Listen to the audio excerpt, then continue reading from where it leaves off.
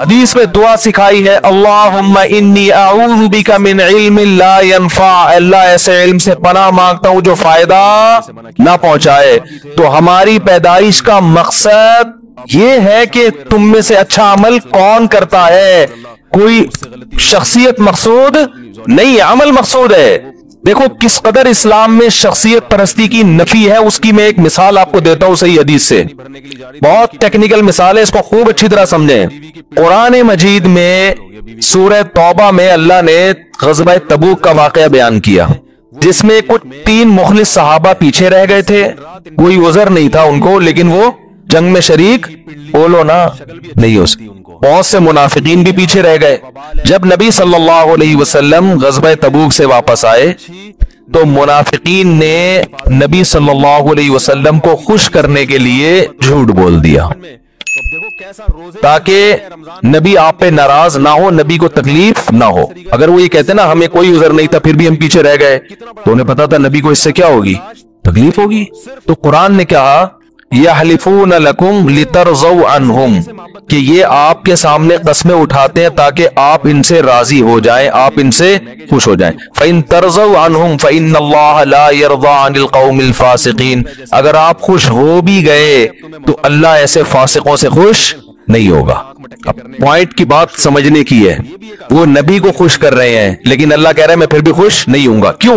یہاں نبی کو خوش کرنے کا مقصد اللہ کو خوش کرنا نہیں تھا، ذات نبی مقصود تھی جس میں اللہ نہیں تھا۔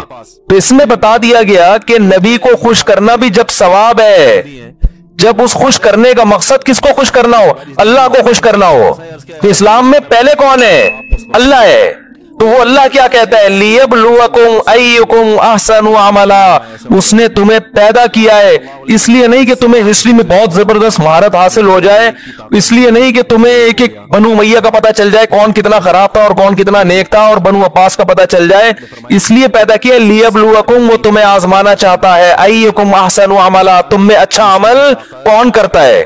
آپ کہہ سکتے ہیں بھئی اچھا عمل یہی ہے جو ہم کر رہے ہیں، بہت اچھا عمل ہے کہ ہم نے عوام کو الجھا دیا ہے ان مسائل میں، بہت اچھا عمل ہے، عوام پہلے غلط سمجھ رہی تھی، ہم نے صحیح سمجھا دیا عوام۔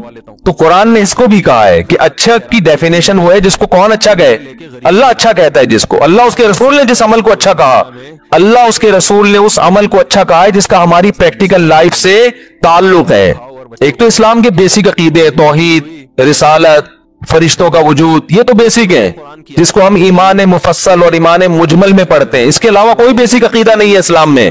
باقی وہ نظریہ جس کا عمل سے تعلق ہو اس کو فوکس کرنا پڑے گا۔ عمل کسے کہتے ہیں؟ قرآن نے الحمد سے لے کے الناس تک اتنے آرڈر دیے ہیں کہ اگر آپ ان آرڈر ہی کو پورا کر لیں، میں کہتا ہوں اس سے اچھا انسان دنیا میں پھر وجود میں نہیں آ سکتا۔ آپ کے پاس ٹائم کہاں ہے ان کو پورا کرنے کے لیے؟ قرآن کہہ رہا ہے تعالوا اتل ما حرم ربکم علیکم۔ دیکھو مشرکین مکہ بھی نا اپنی چند مذہبی رسومات کو لے کے بیٹھ گئے تھے اور وہ یہ سمجھتے تھے کہ اس سے کون خوش ہوتا ہے، اللہ خوش ہوگا۔ قرآن نے جگہ جگہ نفی کی۔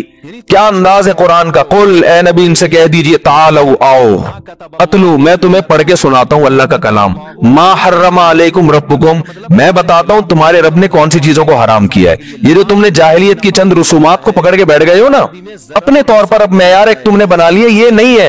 آؤ میں تمہیں بتاتا ہوں کون سی چیزیں جن سے خدا ناراض ہوتا ہے اور کون سی چیزیں جن سے خدا خوش ہوتا ہے۔ آؤ، کتنا اچھا انداز ہے کہ یہ ایسے ہے جیسے ایک آدمی کنفیوز پھر رہا ہو، پاگلوں کی طرح دیواروں سے ٹکرے مار رہا ہو، اس کو منزل نہ مل رہی ہو، اس نے جانا ہے جناب صدر جانا ہے، کوئی گاؤں دیہات سے کوئی بندہ کراچی آ گیا، یا اس نے کینٹ اسٹیشن جانا ہے، اب اس سے پوچھتا ہے وہ کہتا ہے کینٹ اسٹیشن ادھر کو ہے، وہ ادھر کو چلنے لگا، دوسرے سے پوچھتا ہے وہ کہتا ہے نہیں وہ بھی صحیح بتا رہا ہے کہ ادھر کو ہے، لیکن اتنے پیچیدہ طریقے سے بتا رہا ہے کہ تو پہلے یوں جانا، پھر یہاں سے جا کے نا ایک گولے گنڈے والا آئے گا، وہاں سے رائٹ ٹرن ہو جانا، پھر ایک کلفی والا ہے، ادھر سے لیفٹ ٹرن ہو جانا، ادھر 4K کا اسٹاپ آئے گا، وہاں سے پھر بس میں چڑھ کے پھر ادھر اترنا، پھر یوں بوکھلا گیا یار۔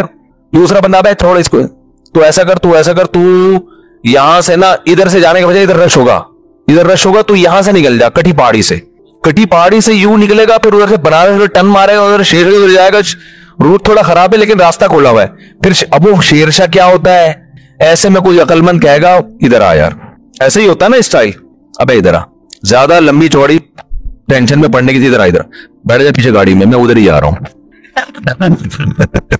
हल हो गया ना मसला। हाँ, तबलीग वाले यही करते हैं कि भाई तू छोड़ दे इन मुनाजरों में, बहसों में, 3 दिन लगा ले, इंसान का बच्चा बन के वापस आ जाएगा, लगा ले हमारे साथ। वाकई ये अंदाज बड़ा बेहतरीन है।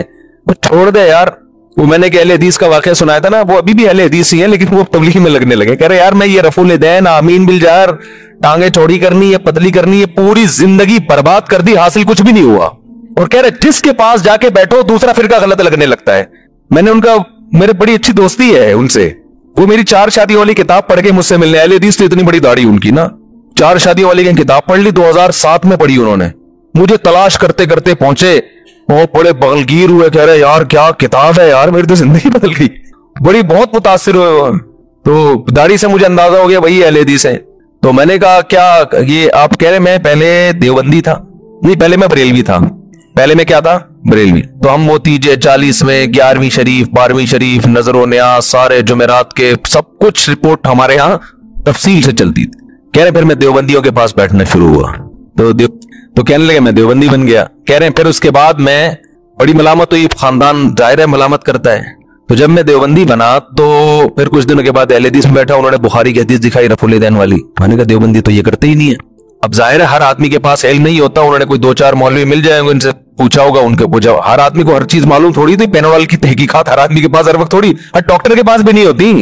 तो वो कह रहे मैं फिर अहले हदीस बन गया। कह रहे जब मैं अहले हदीस बना तो एक दिन जमातुल मुस्लिमीन वालों का कहीं मुझे लिटरेचर मिला कि हमारा फिरका वाराना नाम नहीं है, ये हनफी, शाफी, देवबंदी, बरेलवी, अहले हदीस, ये तो फिरके बनाए हुए। हुआ सम्माकुमुल मुस्लिमीन, अल्लाह ने नाम क्या रखा है? मुस्लिम। आइए जमातुल मुस्लिमीन में, जिसका कोई फिरका नहीं। उन्होंने कहा ये अहले हदीस भी फिरका है। कह रहे हम जमातुल मुस्लिमीन निकल लिए। अब आसान नहीं होता मसलक छोड़ना, मलामतें। कह रहे नहीं हमें तो हक की तलाश थी, हम कहां निकल लिए? जमातुल मुस्लिमीन। कह रहे जमातुल मुस्लिमीन के अब शुक्र है उसके बाद कोई लेटेस्ट फिरका वजूद में आया नहीं था उससे ऊपर का, लेकिन अब जमातुल मुस्लिमीन भी पार्ट 1 पार्ट 2 हो गई है। वरना वो सारी जिंदगी पार्ट 1 पार्ट 2 के मुनाजरे कराते रहते कि इनमें पार्ट 1 सही है या पार्ट 2 सही है। अब तो जमातुल मुस्लिमीन का मसला ऐसा हल हुआ ना, जब से पार्ट 1 पार्ट 2 आया, जमातुल मुस्लिमीन का जोर भी खत्म हो गया। वरना हम यहां मोहल्ले में एक दर्द सर बने हुई थी जमातुल मुस्लिमीन।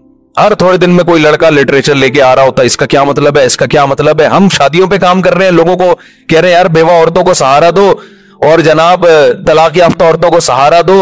और उधर तो उलमा की सलाहियत है, जब इन चीजों में लगेंगी तो मुआशरे में वो मुस्बत काम किस टाइम पे करेंगे बैठ के। तो वो जनाब जब से पार्ट 1 पार्ट 2 वजूद में आई है ना, अब मसला ही यार, जब भी कोई जमातुल मुस्लिमीन वाला कहता है कि नबी ने फरमाया जमातुल मुस्लिमीन और उसके इमाम का को यानी लाजिम पकड़ो, तो हम कहेंगे पार्ट 1 के बारे में फरमाया या पार्ट 2 के बारे में।